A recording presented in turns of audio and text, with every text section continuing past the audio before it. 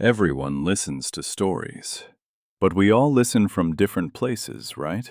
So tell me in the comments, where are you listening from today? And hit subscribe. Some stories are more than just fiction. The Oblivion Mark IV wasn't supposed to fall. It was the most secure prison ship in the Terran Empire's fleet. A floating tomb for war criminals, political enemies, and species deemed too dangerous to be left alive. Now it was a meteor, crashing through the atmosphere of Nera 9. Flames licked the hull. Screams echoed through the fractured decks. Explosive decompression ruptured cell blocks like pressure mines. The AI had long since gone silent. Its core fried in the first plasma strike. Every bulkhead sealed itself in desperation, trying to contain the collapse. Inside cell E7, Ronan Vex was dying, strapped to a mag restraint table, his skin blistered from heat, his mouth dry from recycled air. He watched cracks form across the glass panel above him. Red light washed over the room. A warning klaxon stuttered, half melted. Call sign red. Catastrophic hull failure. Structural collapse imminent. No evacuation protocols available. The restraint bolts groaned. The last thing Ronan remembered was the sudden snap of gravity inversion, the ship flipping end over end, and the impossible sound of a scream not made by any human throat. Then, darkness. He woke up choking on ash. The air was wrong, too thin, too hot. His ears rang. The world around him was a jagged blend of metal shards, fractured decks, and open sky. Fires burned in the distance. Towering fins of debris jutted from the black soil like the bones of a fallen god. The Oblivion was gone, or at least, no longer a ship, just wreckage. Ronan clawed his way from under a half-melted support beam, every movement screaming through his broken ribs. His leg, probably fractured, his left hand, bleeding torn. He wrapped it in synth fabric stripped from a dead guard, then he heard it, breathing, not human. He raised a shard of sharp metal, the only weapon he had, moved toward the sound, past collapsed chambers, through flickering corridors. A body stirred beneath a twisted engine coil. It wasn't human. It was her, Ilari, war breed, enemy. She lay slumped, half covered in blood, or whatever counted as blood for her kind. Her exoskeletal armor was fractured, leaking violet ichor. One arm was missing below the elbow. Her breathing was shallow, erratic. Her face, half hidden behind a cracked tactical visor, twitched as she stirred. She was supposed to be dead. All Ilari were. Ronan didn't speak. He didn't think. He grabbed the beam, lifted, screamed, pulled her free. They collapsed together in the shadow of a burned-out cryo-core. For hours, the only sound was wind and burning. Night on Nera 9 came without warning. The sky went black, and storms rolled in, electric and bitter. He dragged her under cover, used fractured floor panels to build a makeshift shelter, stripped insulation from the walls to slow her bleeding. He didn't know why, maybe because she was alive, maybe because she wasn't trying to kill him, or maybe because something in him refused to leave another person to die, even if they weren't people by Earth standards. When she woke, her first word was a question. "Why, help me." Her voice was strange, filtered through damaged vocal relays, like static cracking inside a whisper. He didn't answer immediately. "You were between me and the fire," he said finally. "Not much of a choice."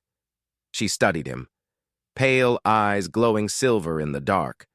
Her breathing still shallow, her chest plate cracked. "You are soldier," she said slowly.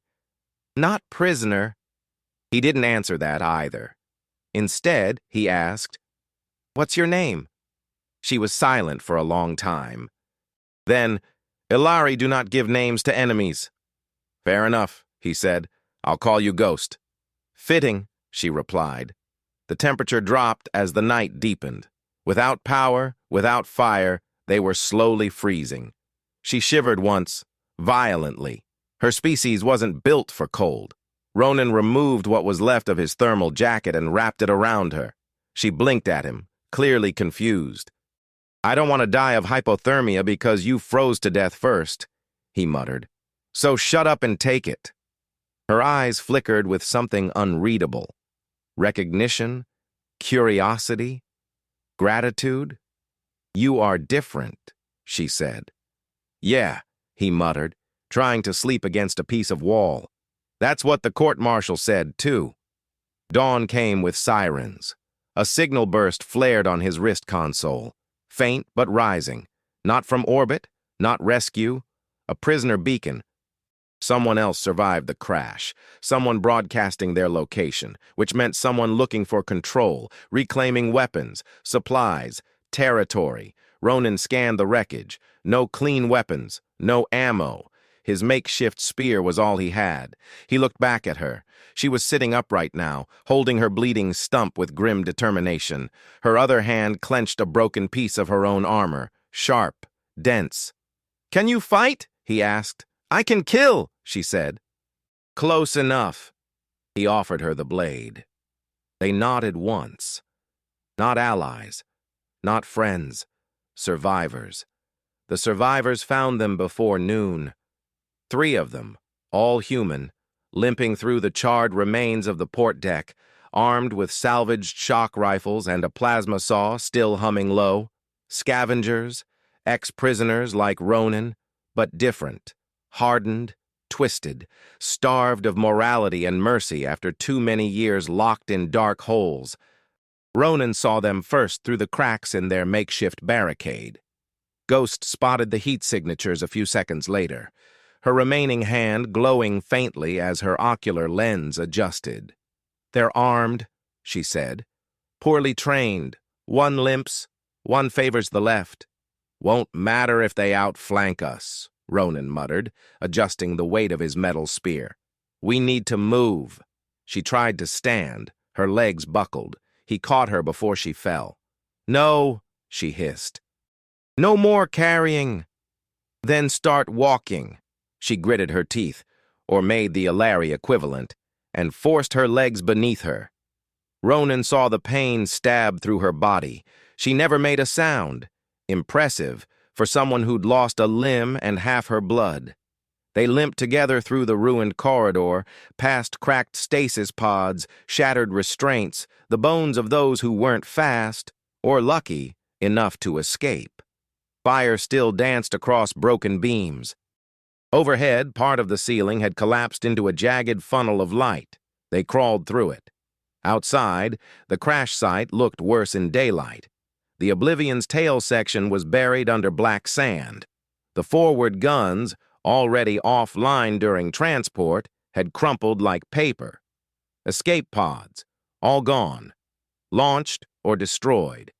Ronan pulled Ghost into a crater half covered in debris and powered down his wrist beacon. "Signal silence," he muttered. "We're blind, but so are they." She looked around, her nostrils flared, tasting the air. "We are not alone." "No," he said. "But we're still breathing. That's something." She studied him for a moment, then said, almost reluctantly, "You didn't answer my question. Why were you in that ship?" He didn't answer right away. Instead, he checked the edge of his makeshift blade, then scanned the horizon. No movement yet. "I was a captain," he said finally. Earth Marine Corps. 6th Orbital Division. 17 confirmed engagements during the Alari conflict. Ghost said nothing. "I was stationed at Orun Gate, the final push." Still, silence. "I disobeyed orders. I refused to torch a facility full of surrendered civilians." "You want the punchline?" She tilted her head. "They were your civilians." Ghost's eyes didn't narrow. Her shoulders didn't tense. She simply nodded. "I remember," she said. "The man who stood down his squad. We watched from the smoke, thought it was a trick. Then the blasts came, but not from you. I held my line." Ronan said quietly. They court-martialed me 2 days later, stripped rank, dumped me in oblivion, said I showed weakness. He looked at her. So yeah, I helped you because I've already been punished for it once. What's one more time? She studied him as if seeing him for the first time, then reached into the remains of her armor. A glyph. She held it out, an angular black and red badge marked with Ilari sigils. Commander's seal, she said. I was supposed to die before surrendering it. Ronan took it in silence. I was a strategist, she continued. Designed orbital maneuvers, AI-guided spearhead formations. They arrested me after the ceasefire.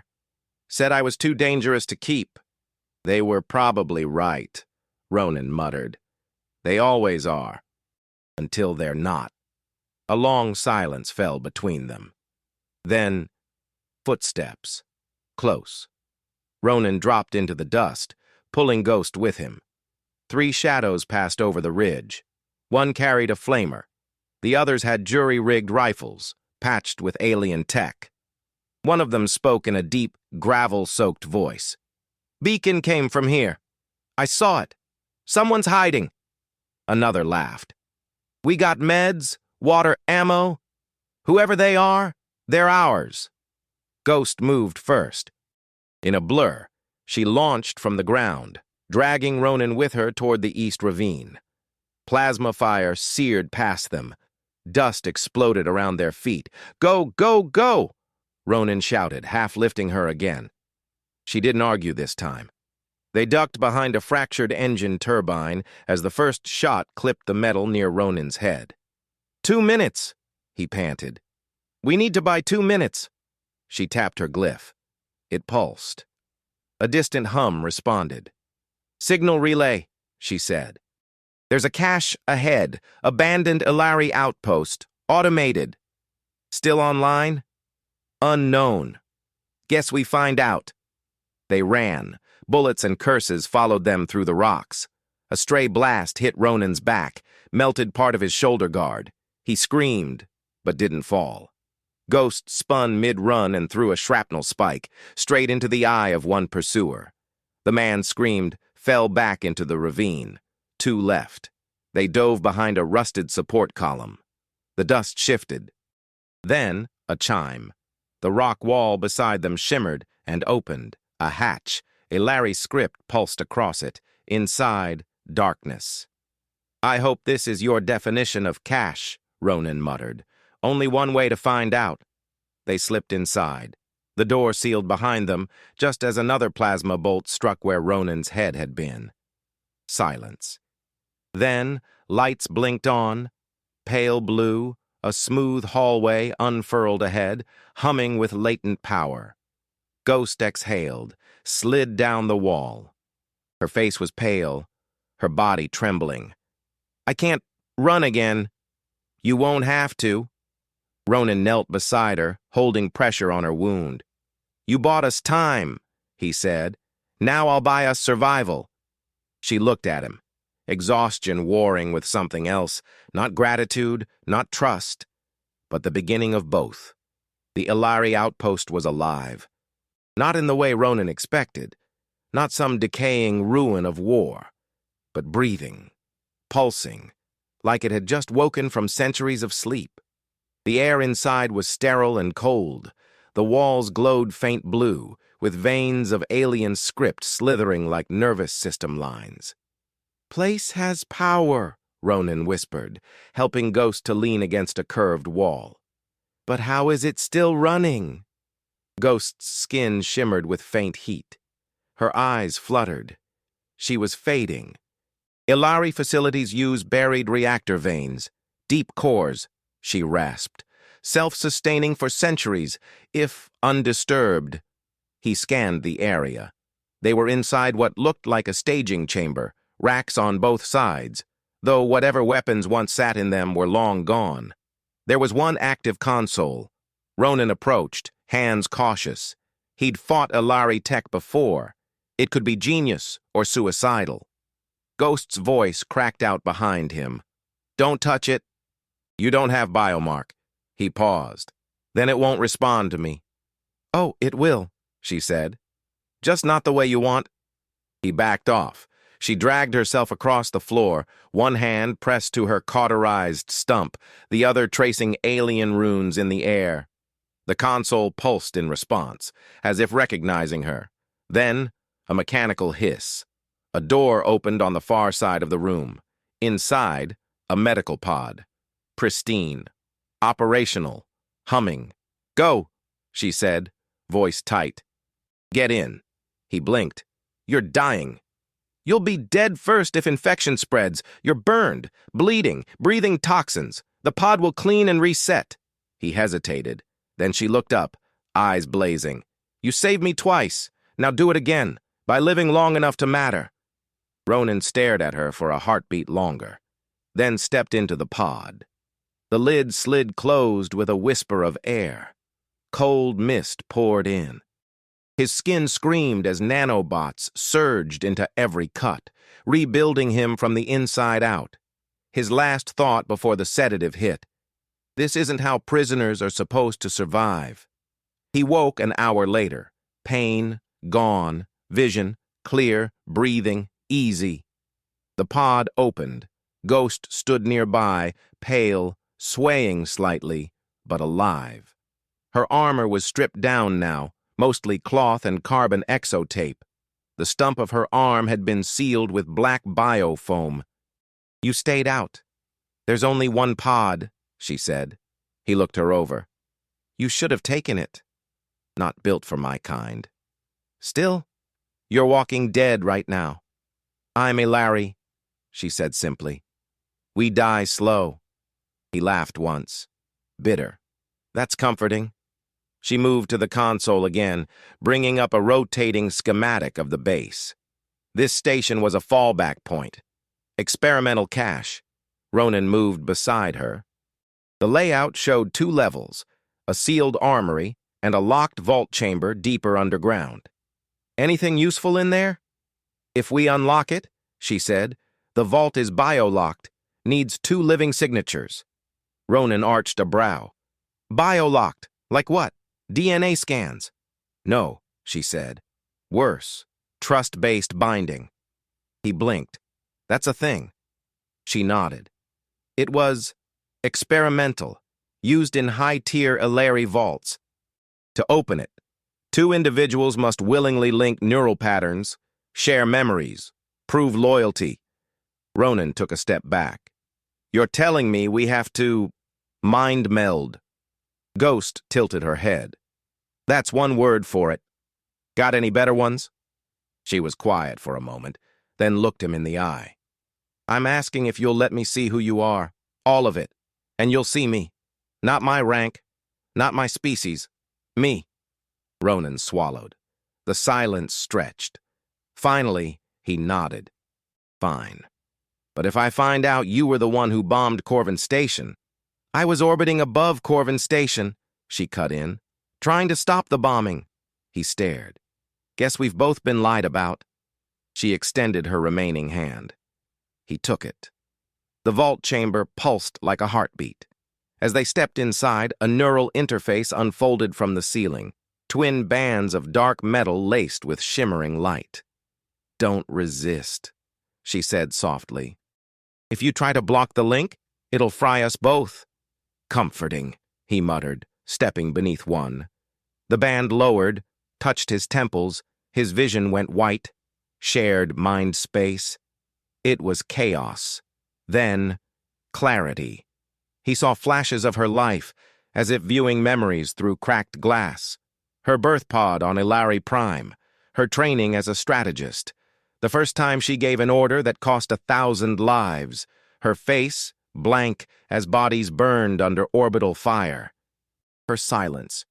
When her own people exiled her for showing mercy, then she saw him, boots in Terran dust, a boy holding a broken rifle at age 10, his first kill in the Martian uprisings, blood on his hands, orders he followed, orders he didn't. The tribunal, his voice shaking as he said, I don't kill unarmed civilians. The silence, the gavel, the prison cell. They both saw what the other had survived, and neither looked away. The interface detached. The vault door moved. Stone and steel groaned. Ancient locks disengaged. The heavy gate slid open with a hiss. Inside, crates, cases, power cores, and at the center, a weapon rack. One item, a rifle, longer than any standard Earth make, sleek, carved with both Illyri and Terran markings, hybrid tech. She stepped forward, breath caught. "I designed this," she said, "but never finished it." Ronan picked it up. It powered on, recognized his heat signature. The display lit up. Auto-calibrating, dual pattern authorization, Illyri plus Terran. Ghost met his gaze. "You're not the enemy anymore," he smiled grimly. "Guess neither are you." Overhead, a seismic tremor rumbled. The scavengers had found the outpost. Ghost raised her broken blade. Ronan primed the hybrid rifle. He looked at her, and this time, there was no doubt in his voice. "We hold the line." She smiled.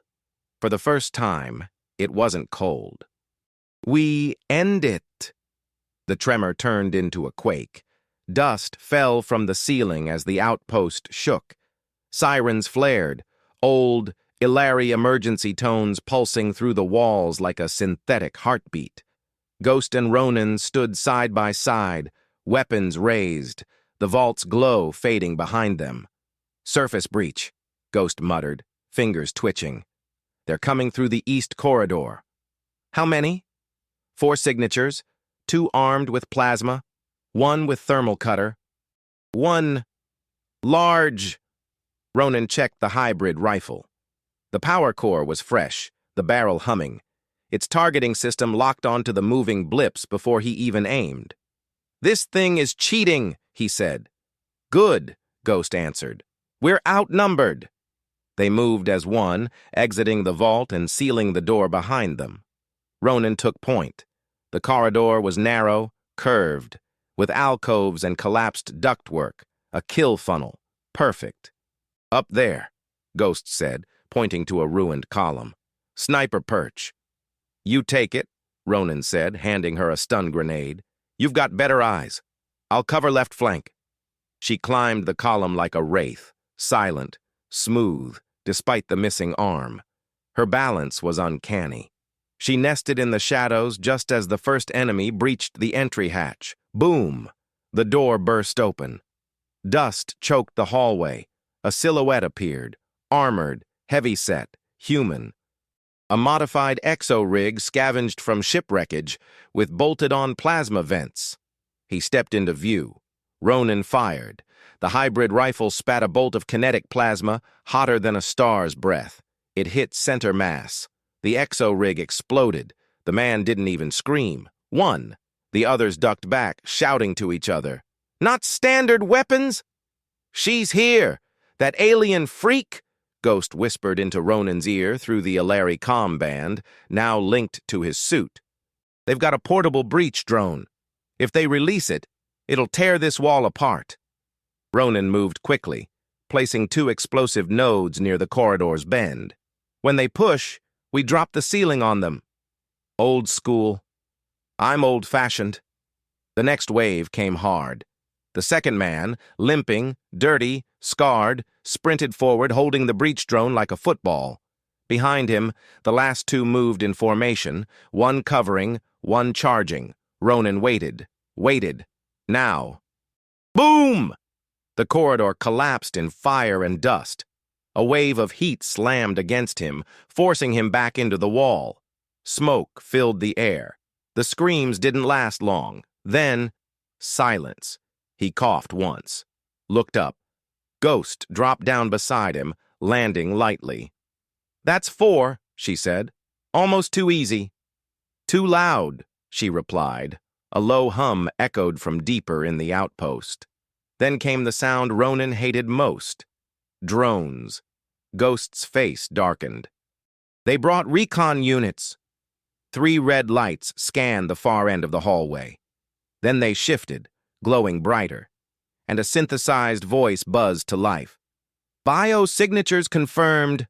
Non-authorized hybrid. Ilari traitor, lethal authorization granted. They know what you are, Ronan said. They know what we are. The drones advanced, fast. Ghost fired the stun grenade, bouncing it off the wall into the drone cluster. Electric arcs exploded through the air, frying circuits. 2 fell. 1 swerved, split, turned. Ronan fired, hit the core. It detonated mid-air, but the noise wasn't stopping. They're relaying, Ghost said. There'll be more, heavy ones. Ronan backed against the wall. We hold this ground and we die here. She looked to the ceiling. There's a maintenance shaft. I can reach it. You'll never fit. You will. He blinked. Wait, what? She activated her glyph. Its signal pulsed up into the structure. Go, she said. There's a lift platform 1 level up. You can reach the atmospheric tower. I'm not leaving you, he said flatly. You'll die if you don't. I die. She stepped forward, pressed her forehead to his, a gesture unfamiliar but intense. Ronan, she whispered, your species has to know what we found. The weapon, the bond. If the assembly knows Ilari and human can link, they'll kill us both before we speak. He hesitated. His pulse thundered in his ears. You make it out, he said. You follow, or I come back down and drag you. She didn't smile, but her voice cracked. Understood. He climbed, through the shaft, past whirring gears and exposed wiring. 1 level, 2. Gunfire echoed below. The outpost shook again. At the top, the lift opened into a shattered comms tower. Ronan crawled out into sunlight. Wind howled across the jagged surface of Nera 9. Lightning crawled across the sky like veins of a dying star. He activated the tower's manual control. Nothing. Burnt out. Then, movement below. Ghost was there, bleeding, limping, dragging the last of the drone wreckage behind her. He screamed her name, didn't even realize it. Ghost! She looked up, smiled, faintly, then collapsed. He ran back down. Every instinct screamed against it, every regulation, every survival instinct, but he ran anyway, back into fire, back into dark. When he reached her, she was barely breathing. Her eyes opened slowly. You came back. I told you I would. He lifted her gently, cradled her close. The vault has med supplies, he whispered. I'm not losing you here. She pressed something into his hand, her glyph. You carry this now, she said, voice a rasp. It means I trust you. You already trusted me, he said. No, she replied, smiling faintly. Now I belong to you. He didn't know what to say, so he just held her tighter and walked back into the shadows, together. The transmission reached orbit 17 hours later, a coded burst. Ancient Ilari frequency, patched through Terran emergency bands. It carried a biometric seal never seen before, hybrid, human Ilari resonance. It shook the assembly. But on Nera 9 they didn't care about politics. They cared about breathing. Ronan stood on the landing platform at the top of the atmospheric tower. The winds howled around him. The surface of the moon was fractured, still trembling with aftershocks. But the beacon was lit. Ghost lay inside the medical pod, pale but stable. He'd carried her up with torn muscles and cracked ribs, refused to rest until she was inside that chamber. The Ilari AI recognized his biosignature, hers, encoded inside him now after the neural link. The system accepted the command. She lived because he chose to break every rule, and because she chose to trust the man who was trained to kill her. She woke at sunrise. The light filtered in, soft and gold, through the cracked dome. Her eyes opened slowly, the silver glow dimmed but present. She turned her head, saw him sitting beside her, his rifle across his lap. His armor scorched, bleeding from his shoulder again. He looked like he hadn't slept in days, and he smiled anyway. You made it. She blinked slowly, then exhaled. didn't come this far to die. He helped her sit up, gently, careful with the remains of her injured arm. The pod repaired most of the internal damage, he said. Your heartbeat's strong. And yours? Still here, he said, offering her a small flask of water. Though I might pass out when I stop moving. She drank, then looked out at the shattered sky. The assembly won't like this. No, he agreed, but they'll hear it. She tilted her head. The transmission? I sent it, unencrypted, from the vault, full scan of the hybrid rifle, the vault records, the link data. She blinked. That's a death sentence. He shrugged. Maybe, or maybe it's the start of something new. She was quiet for a long time. Then said, softly, I was raised to believe trust was weakness. He didn't look at her, just watched the sky. And I was trained to follow orders no matter what, until I didn't. Another silence. This one not awkward, just full. She broke it. Will they come for us? They'll come for me. You? They'll pretend I never existed. Well, he said, standing up, offering his hand, I guess we better be louder. The dropship arrived on the edge of the storm front. Sleek, black, not Terran, not Illyri, something else. It landed without escort, no insignia, no visible weapons, but the way the wind bent around it, the way it hummed, made Ronan's teeth ache. Ghost stood beside him.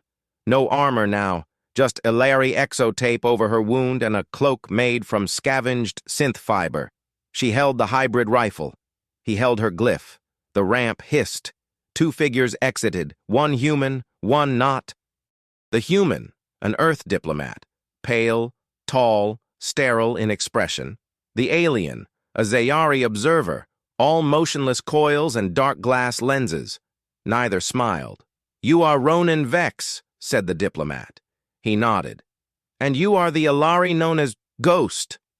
Ghost's voice was calm. My name is Kairos. That gave them pause. Very well, the diplomat said. You've transmitted data that has disrupted 3 major treaties, weapon violations, biosync tech, unauthorized neural bonding. You are both to be taken into protective custody.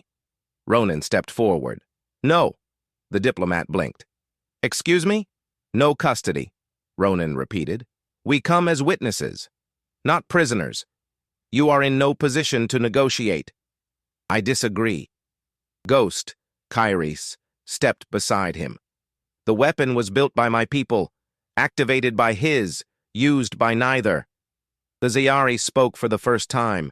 Its voice was like broken glass across silk. The weapon is irrelevant. The link is not. Ronan stared at the creature. We proved it can be done. You've all said species can't coexist. We're the evidence you're wrong. The Zayari didn't reply, but it didn't deny him. The diplomat looked at them both for a long time, then tapped his comm. Extraction confirmed. 2 biologicals for transfer. Directive, joint evaluation. He didn't smile, but he didn't chain them either. They left Nera 9 together. The moon fell behind them, a smoldering ruin with a pulse at its center. The outpost, locked. The vault, sealed. But the link, that stayed. They sat together in the medbay of the ship. The stars beyond the window blurred in hypershift.